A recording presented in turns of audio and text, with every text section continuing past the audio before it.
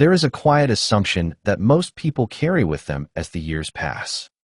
It is rarely spoken aloud, and it is almost never examined.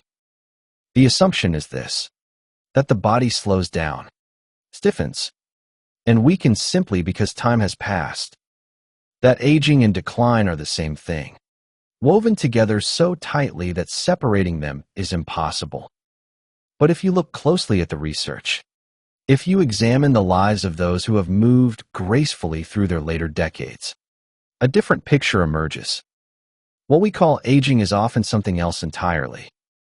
It is the cumulative effect of materials withheld, of signals not sent, of quiet inflammation allowed to persist year after year.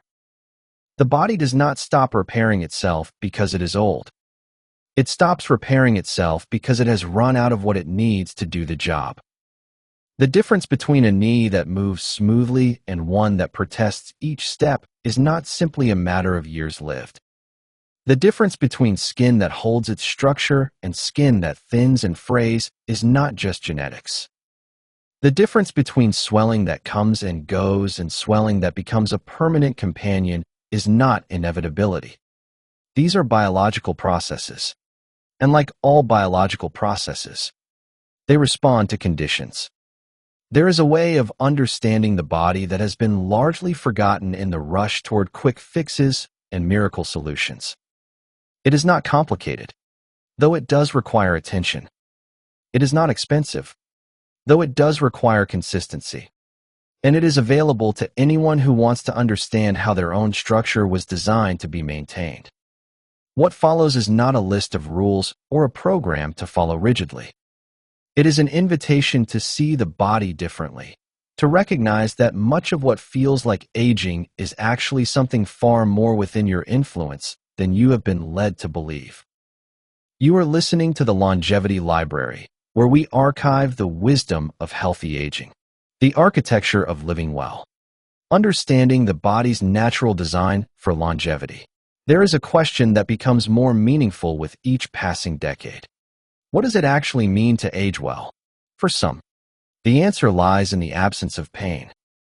For others, it is the ability to continue doing the things that have always brought joy: walking through a garden, lifting a grandchild, working in the kitchen without stiffness, or simply rising from a chair without having to think about it.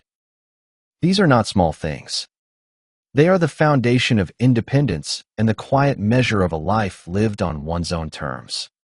Yet the way we talk about aging has become distorted by two opposing forces.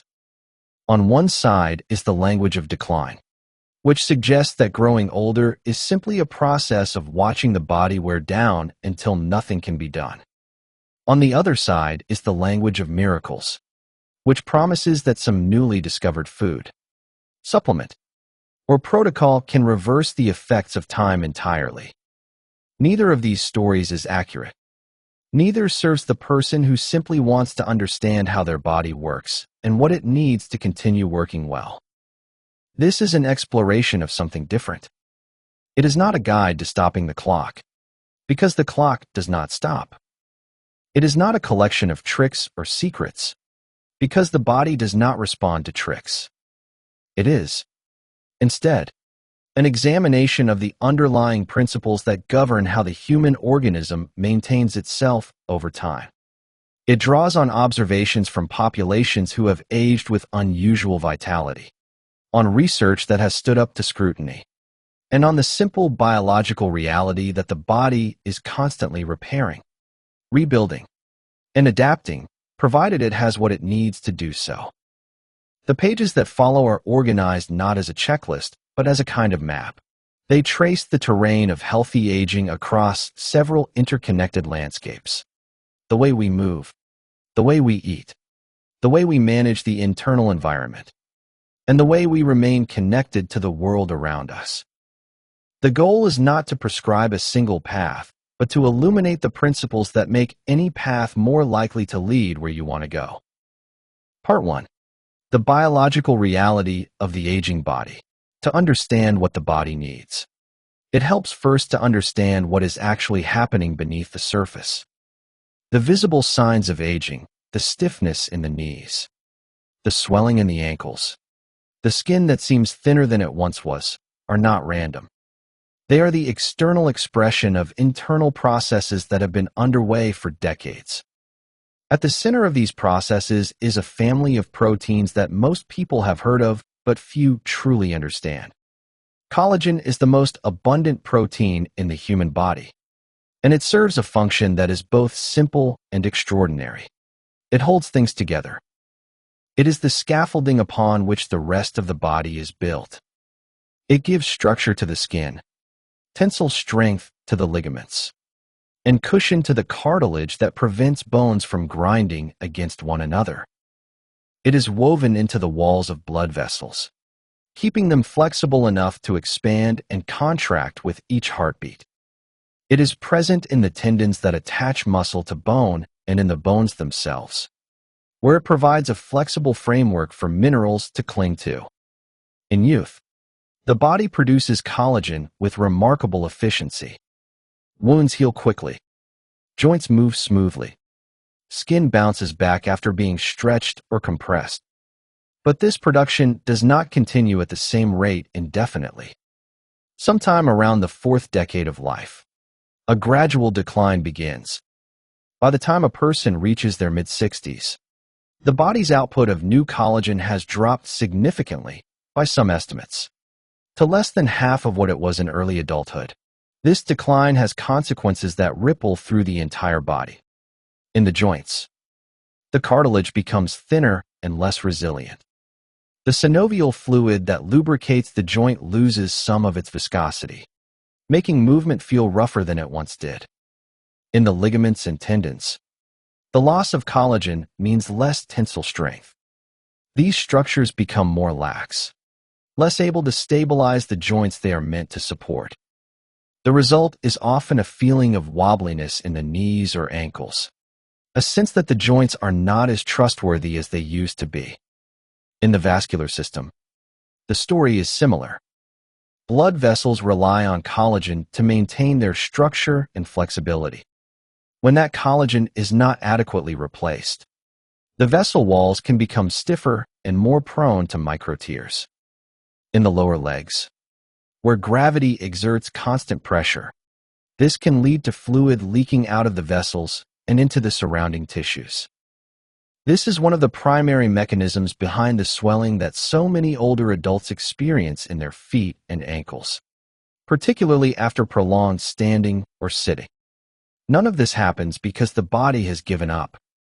It happens because the raw materials required for maintenance are no longer being supplied in sufficient quantity, or because the metabolic pathways that convert those raw materials into structural tissue have become less efficient.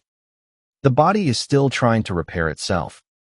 It simply lacks the tools it needs to do the job. This is where the discussion of diet and lifestyle becomes relevant. The body cannot manufacture something from nothing. It requires specific inputs to produce collagen, to regulate inflammation, and to maintain the integrity of its connective tissues. When those inputs are missing, the repair work goes unfinished. When they are present, the body can continue doing what it has always done, rebuilding, reinforcing, and adapting to the demands placed upon it. Part 2. The nutritional foundation of structural health. The relationship between food and the body's structure is not mysterious, though it is often made to seem that way. In simple terms, the body breaks down what is eaten into its constituent parts and then uses those parts to build and maintain its own tissues. If the diet lacks certain components, the body must make do with what it has, and over time, the quality of the body's structures reflects the quality of the materials it has been given. When it comes to the health of joints, skin, and blood vessels, several categories of nutrients deserve particular attention. They are not exotic. They are not difficult to find, but they are often overlooked in favor of more dramatic-sounding solutions. The role of minerals in tissue maintenance. There is a tendency to think of minerals as functioning primarily in the blood or the bones, but their reach extends much further. Several trace minerals are essential to the enzymes that govern collagen synthesis. Without them, the body's ability to produce new connective tissue is severely compromised. Zinc is one such mineral. It is involved in the activation of the enzymes that initiate the construction of new collagen proteins. A deficiency in zinc does not simply mean slower healing. It means that the signals the body uses to begin repair work are never properly sent. The tissues that need reinforcement continue to weaken, not because the body is unwilling to repair them, but because the instructions never arrive. Magnesium plays a different but equally important role. It is involved in hundreds of biochemical reactions, including those that regulate inflammation. Chronic, low-grade inflammation is now understood to be a major contributor to tissue degradation. It creates an environment in which the breakdown of collagen outpaces its production. Magnesium helps keep this inflammatory response in check, allowing repair processes to proceed without constant interruption. Manganese is less commonly discussed, but no less important. It is incorporated directly into the structure of cartilage, where it helps form the proteoglycans that attract and hold water. This water-holding capacity is what gives cartilage its ability to compress and rebound, absorbing the mechanical shock of walking, climbing, and standing. Without adequate manganese, cartilage becomes drier and more brittle, less able to perform its cushioning function.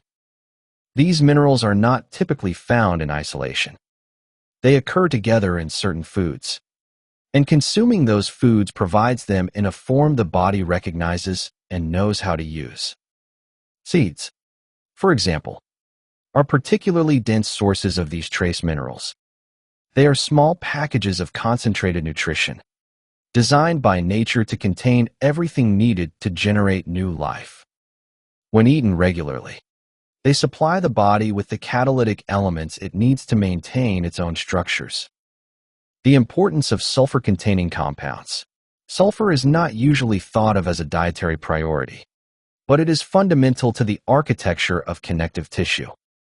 The strength of collagen comes from the crosslinks that form between its individual protein strands. These crosslinks depend on sulfur-containing amino acids. Without sufficient sulfur, the collagen that the body produces is weaker, less able to withstand the forces placed upon it. Foods that are rich in sulfur often come with other benefits. Eggs, for instance, contain sulfur in a highly bioavailable form, concentrated primarily in the yolk. The practice of eating only egg whites, common among those concerned about cholesterol, removes the very part of the egg that supports connective tissue health. The yolk also contains fat-soluble vitamins that play supporting roles in mineral absorption and immune regulation. The cholesterol content of eggs has been a source of confusion for decades.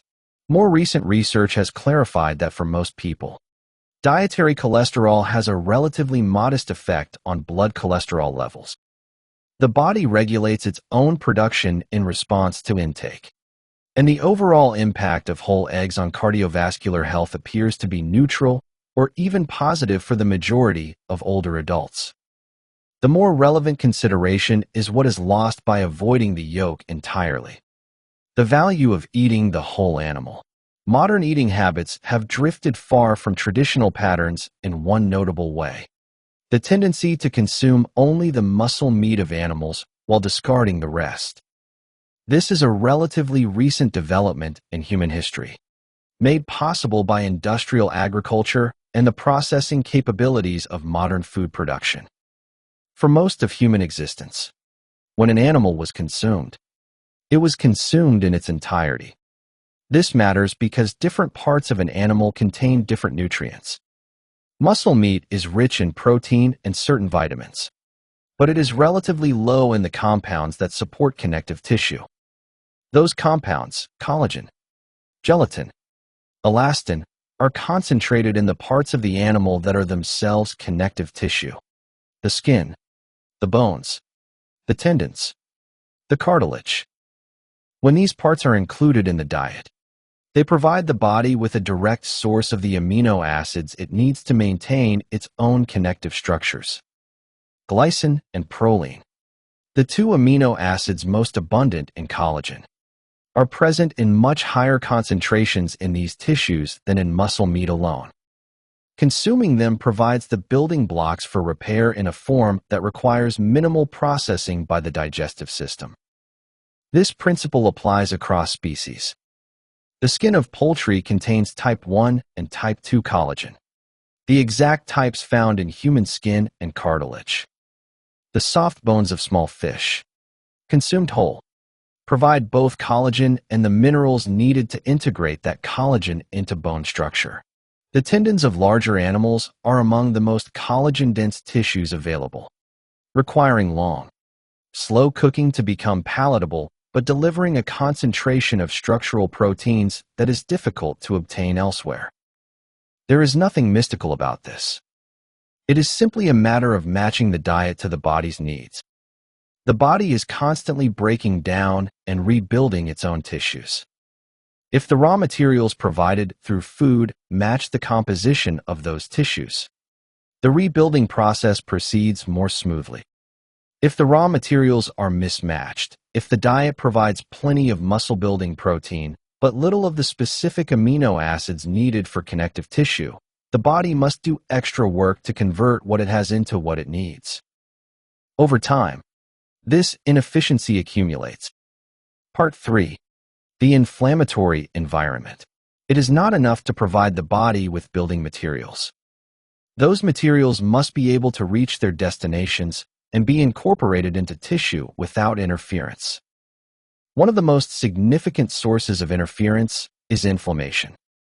Inflammation is not inherently bad. It is the body's natural response to injury or threat. A carefully orchestrated cascade of immune activity that isolates damaged tissue, removes debris, and initiates repair. Acute inflammation, the redness and swelling around a cut or sprain, is a sign that the healing process is underway. The problem arises when inflammation becomes chronic, persisting at low levels throughout the body even in the absence of any obvious injury. This state of chronic, systemic inflammation is now recognized as a common feature of aging. It has been given various names over the years, but the underlying concept is the same. The immune system remains slightly activated, producing a steady stream of inflammatory signals that gradually degrade tissues throughout the body. Collagen is particularly vulnerable to this environment. The same immune cells that are meant to clear away damaged tissue cannot distinguish perfectly between old collagen that needs replacement and healthy collagen that should be preserved. In a chronically inflamed environment, the breakdown of collagen outpaces its production, and structural tissues gradually lose their integrity. The causes of chronic inflammation are multiple and interconnected. They include the accumulation of visceral fat, which itself produces inflammatory compounds. They include poor sleep, which disrupts the daily rhythms of immune regulation. They include chronic stress, which keeps the body in a state of low-grade alert readiness. And they include dietary patterns that either promote or suppress inflammatory activity. Certain dietary components are known to be pro-inflammatory. Highly processed vegetable oils, for example, are rich in omega-6 fatty acids, which can be converted into inflammatory signaling molecules when consumed in excess of omega-3s. Refined carbohydrates and added sugars trigger sharp increases in blood glucose and insulin, which in turn promote oxidative stress and inflammation.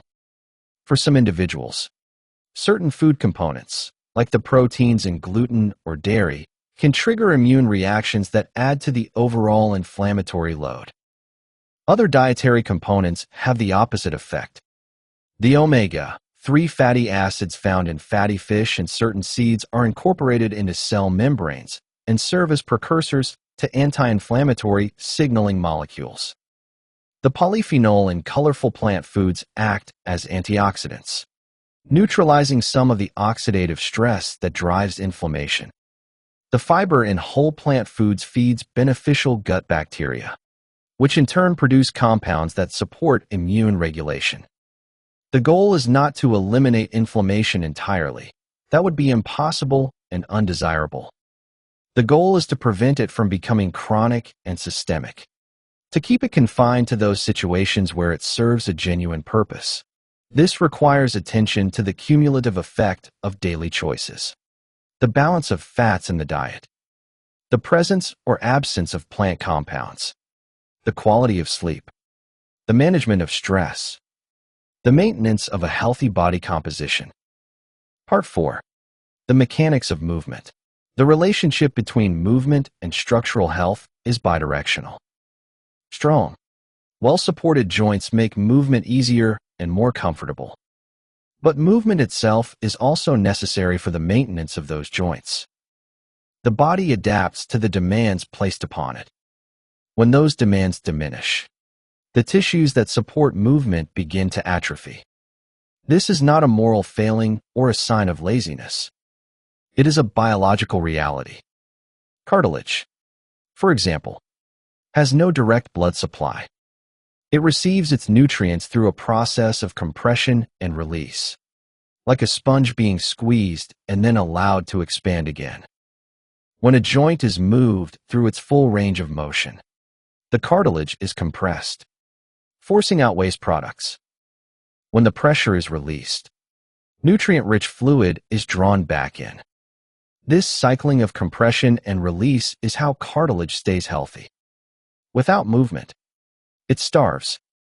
The same principle applies to the synovial fluid that lubricates the joints. This fluid becomes more viscous and effective when the joints are moved regularly. People who remain active throughout life tend to maintain healthier synovial fluid than those who become sedentary. The difference is not genetic. It is mechanical. Ligaments and tendons also respond to movement. These connective tissues are composed largely of collagen, arranged in parallel fibers that align with the direction of mechanical stress. When stress is applied consistently and appropriately, the body reinforces these tissues, adding more collagen and aligning it optimally. When stress is removed, the tissues weaken. This is why a person who stops walking for several weeks due to illness or injury may find that their knees feel less stable when they resume activity. The supporting structures have lost some of their tensile strength. The type of movement matters as well. Weight-bearing activity, walking, climbing stairs, rising from a chair, places stress on the bones and joints that signals the body to maintain bone density and joint integrity. Non-weight-bearing activity, like swimming, while excellent for cardiovascular health and muscle conditioning, does not provide the same mechanical signals to the skeleton. A balanced approach that includes both types of movement is generally ideal. Balance and coordination are also trainable. The neural pathways that govern these abilities remain plastic throughout life. Practicing movements that challenge balance, standing on one foot while brushing teeth, walking heel to toe for a few steps each day, signals the nervous system to maintain the connections that prevent falls. These practices do not require special equipment or significant time. They require only consistency. Part 5. The internal ecosystem. The human body is not a collection of independent systems operating in isolation. It is an integrated ecosystem, in which the health of one part influences the health of all others. This is perhaps most evident in the relationship between the digestive system and the rest of the body. The gut is the interface between the external world and the internal environment. Everything that enters the body must pass through it, and the decisions made at this interface have consequences that reach every tissue.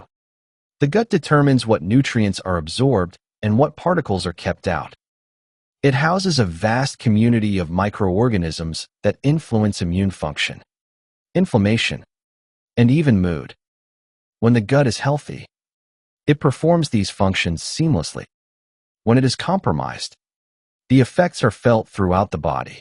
One of the gut's most important functions is regulating the passage of large molecules into the bloodstream. The lining of the intestines is designed to be selectively permeable, allowing nutrients to pass through while keeping larger, undigested particles out.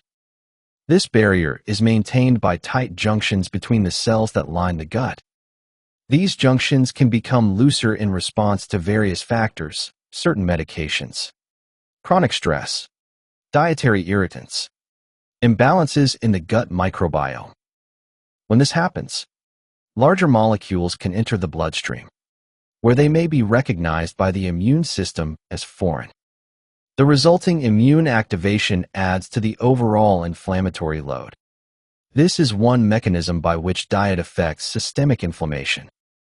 Certain foods contain compounds that support the integrity of the gut barrier.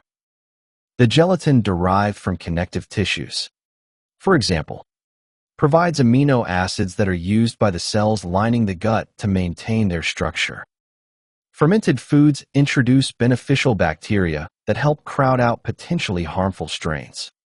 Fiber feeds the bacteria that produce short-chain fatty acids, which in turn nourish the gut lining and support immune regulation. Other dietary patterns can compromise the gut barrier. Highly processed foods, excessive alcohol, and certain food additives have been associated with increased intestinal permeability in susceptible individuals. The effects vary from person to person, but the general principle holds. What passes through the gut influences the environment in which every other tissue operates. Part 6. The rhythm of restoration. The body does not operate at a constant level of activity. It cycles through periods of demand and periods of restoration, and both are essential. Sleep is the most obvious period of restoration, but it is not the only one. The daily rhythms of eating and fasting, activity and rest, social engagement and solitude all contribute to the body's ability to maintain itself. Sleep is when much of the body's repair work takes place. Growth hormone, which stimulates tissue repair and collagen synthesis, is released primarily during deep sleep. The glymphatic system, which clears metabolic waste from the brain, is most active during sleep. The immune system calibrates itself, distinguishing between threats that require response and those that can be ignored.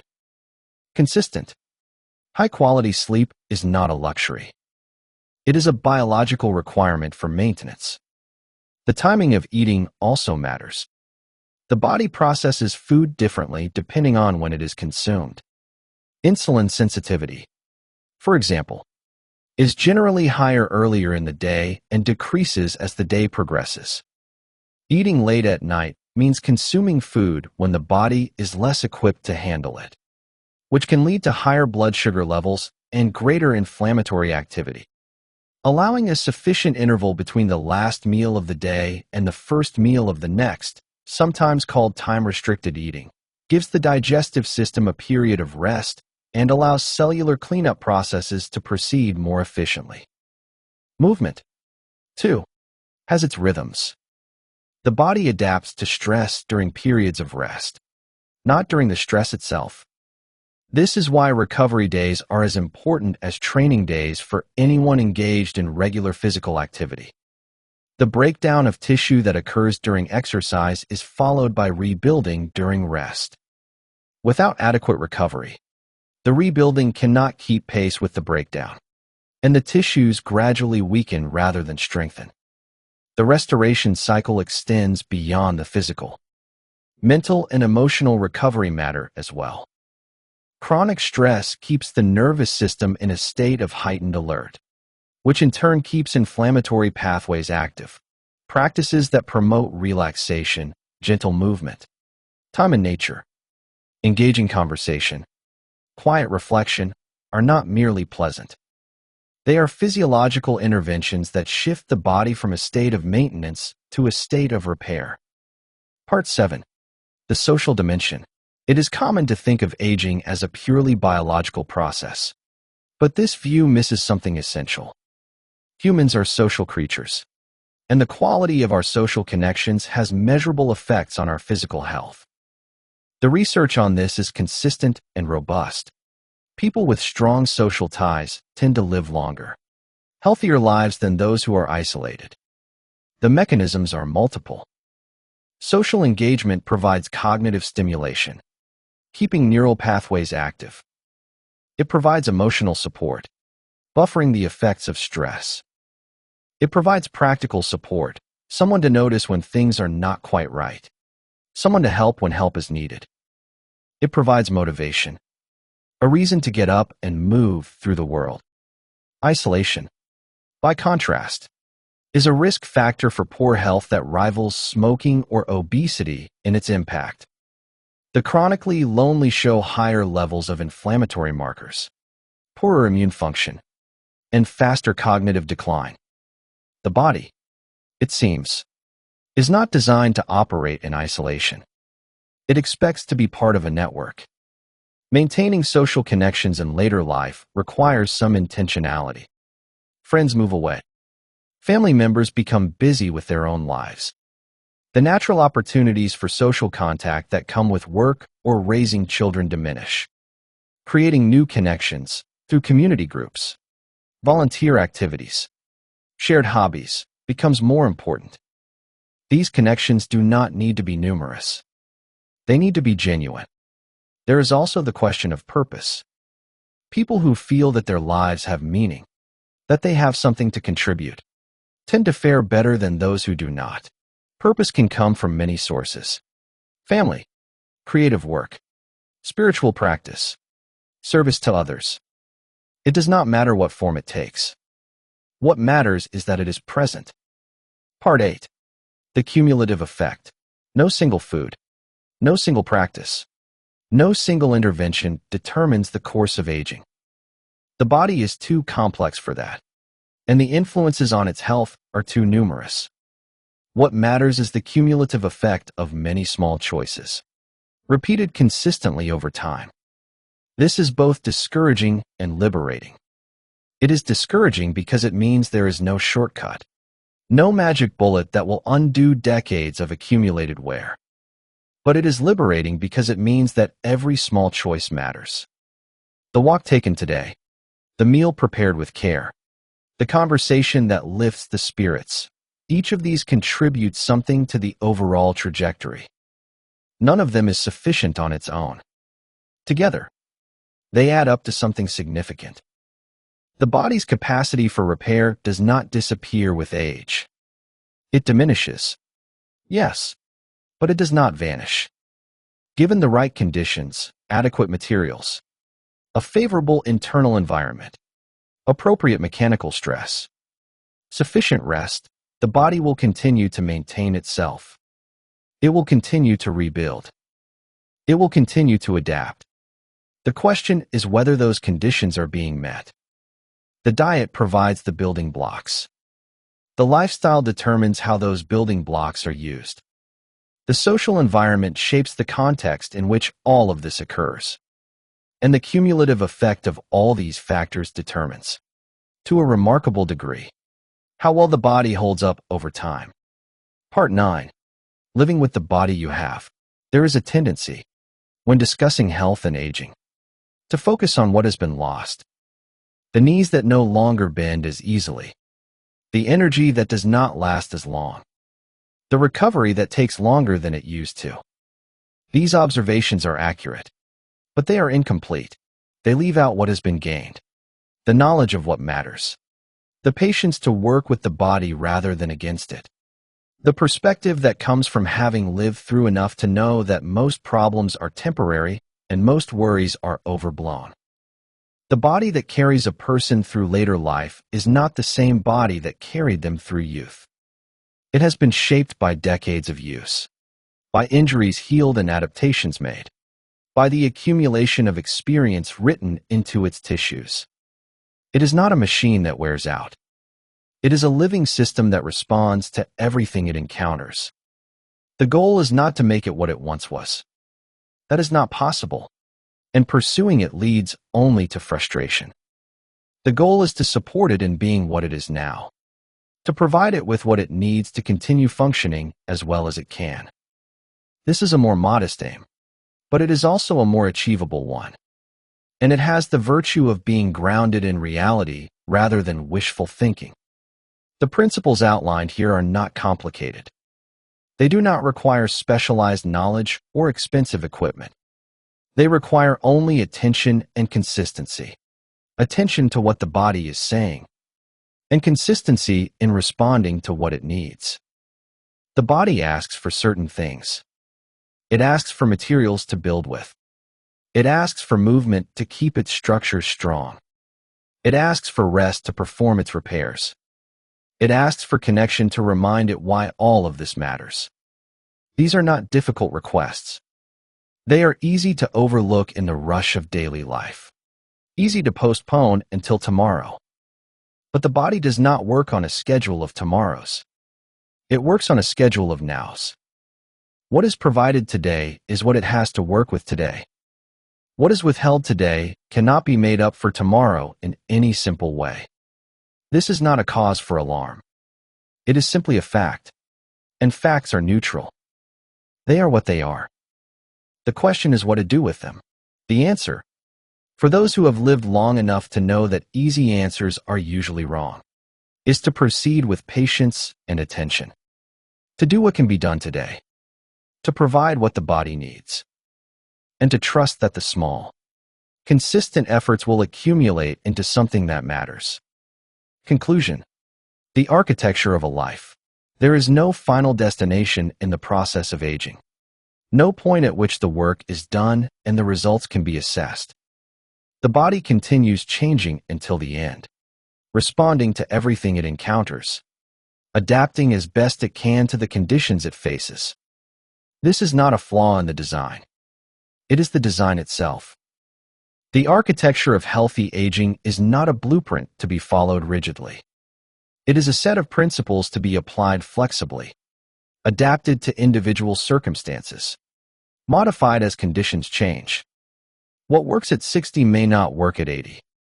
What serves one person may not serve another. The principles remain constant, but their expression shifts. The constant principles are these. Provide the body with the materials it needs to maintain itself. Move it in ways that keep its structure strong. Give it time to rest and repair. Keep inflammation from becoming chronic. Stay connected to others. Find meaning in the days. None of this guarantees freedom from difficulty, but it does increase the likelihood that when difficulties arise, the body will have the resources to meet them. The body you have is the only one you will get. It has carried you through everything so far. It will carry you through whatever comes next. The question is whether you will give it what it needs to do that well.